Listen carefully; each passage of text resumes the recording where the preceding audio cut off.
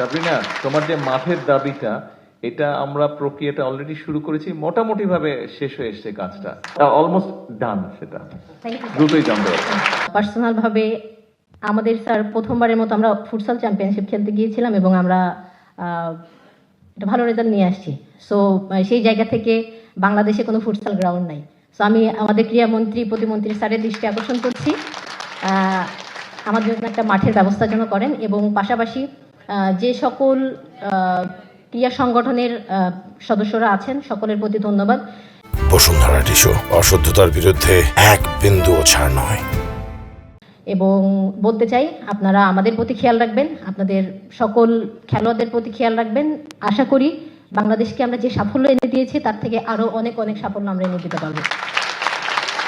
সাবরিনা, তোমার যে মাঠের দাবিটা, এটা আমরা প্রক্রিয়াটা অলরেডি শুরু করেছি, মোটামুটি ভাবে শেষ হয়ে এসছে কাজটা।